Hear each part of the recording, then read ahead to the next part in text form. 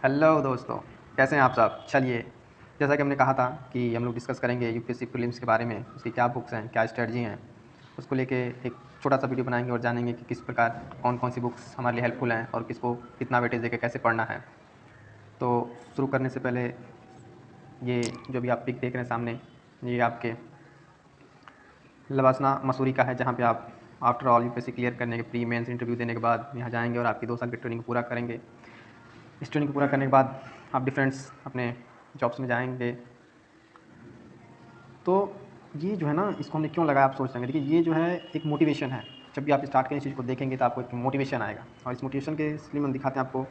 एक बात करते हैं, सबसे ज़बरदस्त और शानदार मोटिवेशन अभी तक का, कि मुश्किल नहीं है कुछ दुनिया में, तू ज़रा हिम्मत तो कर, ख्वाब बदलेंगे हकीकत में, तू ज़रा कोशिश तो कर। देखिए, अगर कहते हैं तो one of the toughest exam है यूपीएससी, बट अगर आपके विल पावर है, अगर आप करना चाहते हैं तो आप इसको बहुत ईजिली क्लियर कर पाएंगे, क्योंकि ये एग्ज़ाम ही है ऐसा कि आप इसको बहुत अच्छे तरीके से कर पाएंगे। तो चलिए हम लोग स्टार्ट करते हैं कि अपना सिलेबस क्या है, कैसे पढ़ना है, और ये देखते हैं। Current affair.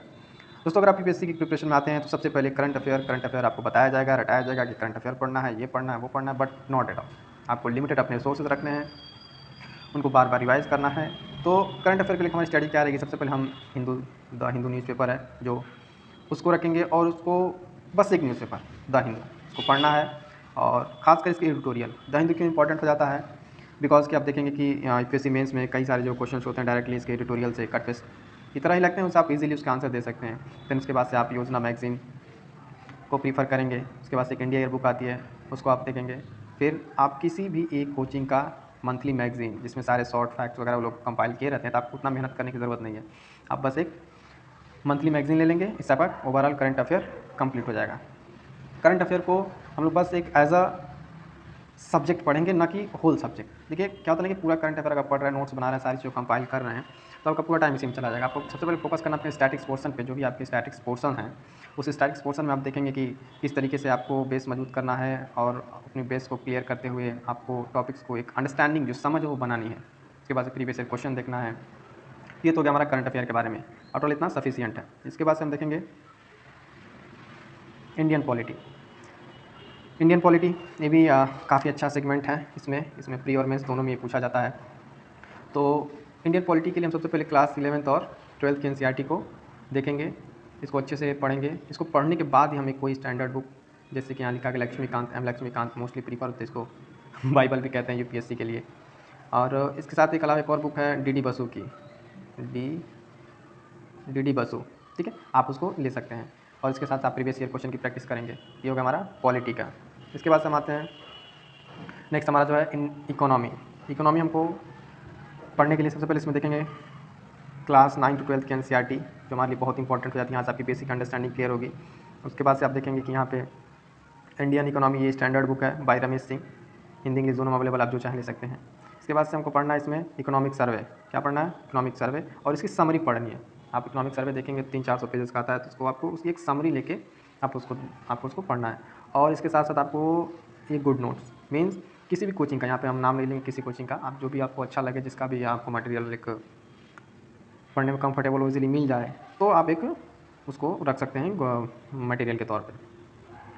इसके बाद से हम देखते हैं ज्योग्राफी। देखिए, ज्योग्राफी यूपीएससी प्रीलिम्स में भी आता है, मेंस में भी है। और ज्योग्राफी तो आपको आपकी डेली लाइफ से भी रिलेटेड है, कि आपको ज्योग्राफी कैसे क्या है समझनी है, देखनी है।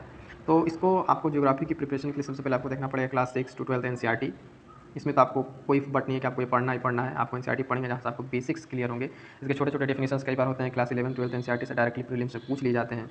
उसके बाद से फिजिकल्स के लिए जीसी लियोंग की बुक है, जो फिजिकल ज्योग्राफी के लिए आप उसको प्रीफर करेंगे। देन उसके बाद से एक आपके पास ऑक्सफोर्ड का एटलस, ये जो देख रहे हैं आप यहाँ पे, ये तो आपका ये एटलस होगा, और ये ऑक्सफोर्ड एटलस इस तरीके का आपके पास होना चाहिए। और इसके साथ एक मिस हो गया है इंडिया का मैप, फिजिकल और पॉलिटिकल, देन वर्ल्ड मैप, ये दोनों मैप आपके पास अवेलेबल होने चाहिए।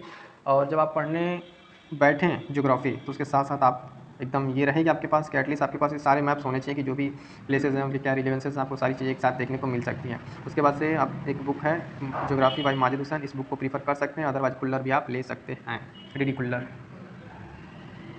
ठीक है। तो ये तो हमारा पूरा हो गया ज्योग्राफी का। उसके बाद से हम देखते हैं हिस्ट्री। हिस्ट्री में जैसा कि आप जानते हैं, हिस्ट्री में एंशिएंट पढ़ना होता है, मिडाइवल पढ़ना होता है, मॉडर्न पढ़ना होता है, जबकि सबसे ज़्यादा पोर्शन जो है वो मॉडर्न से पूछा जाता है। इसका मतलब ये नहीं है कि हम लोग एंशिएंट को या फिर मिडाइवल को हम लोग नेगलेक्ट करेंगे, नहीं, नॉट एट ऑल। हम लोग देखेंगे कि कैसे चीज़ों को करना है।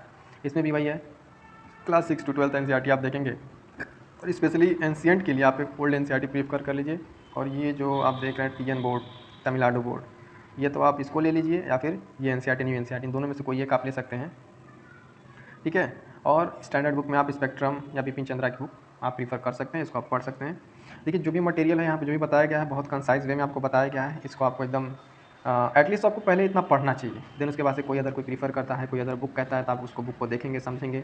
बट ये जो चीज़ें हैं पहले आप इसको इतना अच्छे से पढ़िए, समझिए, देन उसके बाद आप अदर मटेरियल्स की तरफ जाइए।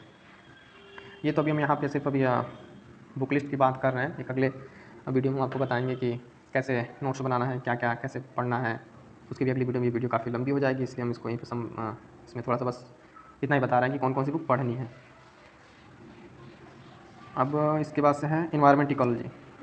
इन्वायरमेंट इकोलॉजी में अगर आप देखेंगे तो बेसिकली ये जो शंकर आईएस और डॉक्टर रवि अग्रहरि की बुक है, ये सफिशिएंट है, ये आपके लिए सफिशिएंट है कि आप इन सब चीज़ों से लेकर आप इन्वायरमेंट इकोलॉजी को पूरे अच्छे तरीके से आप पढ़ सकते हैं। और उसके साथ साथ एनसीईआरटी में क्लास 12 की बायोलॉजी की लास्ट की 4 यूनिट मैं बता दे रहा हूँ, लास्ट की 4 यूनिट आपको पढ़ना है। उस 4 यूनिट को पढ़िए, फिर इसको आप प्रीफर कीजिए, उसके बाद से आपका पूरा इन्वायरमेंट एंड इकोलॉजी कंप्लीट हो जाएगा। उसके बाद से एक छोटा सा पोर्शन आता है जनरल साइंस का। जनरल साइंस में हम देखेंगे कि इसमें भी क्लास 6 to 12 अगर आपका बेसिक साइंस है तो फिर आप इसको नहीं भी पढ़ेंगे तभी काम चल जाएगा। अगर आप आर्ट बैकग्राउंड से हैं तो प्लीज़ आप एक बार इसको पढ़िएगा ज़रूर। और इसमें डॉक्टर रवि अग्रहरि सर की जो बुक है, एक वो प्रीफर कर लेंगे, ले लेंगे। देन एक आती है साइंस मैगजीन, साइंस रिपोर्टर, पिछले 6 मंथ्स की आपको इसमें पढ़ना रहेगा। तो इसमें हम बता दें आपको, थोड़ा सा इरेज कर लेते हैं। ये जो साइंस रिपोर्टर है इसको लास्ट 6 मंथ्स की, ठीक है, लास्ट 6 मंथ्स का आपको अपडेट करना है। और ये रहा हमारा, इसके साथ ही हमारा पूरा सिलेबस कंप्लीट होता है। आप चलिए एक बार रिवीजन करा दे रहे हैं आपको क्या क्या हमने देखा अभी तक। सबसे पहले करंट अफेयर हमने देखा, फिर Indian polity, economy, geography, history, environment ecology, general science. आप इसको नोट कर लीजिएगा, या फिर स्क्रीनशॉट लेना चाहें तो फिर वीडियो को रिप्ले करके आप स्क्रीनशॉट ले लीजिएगा।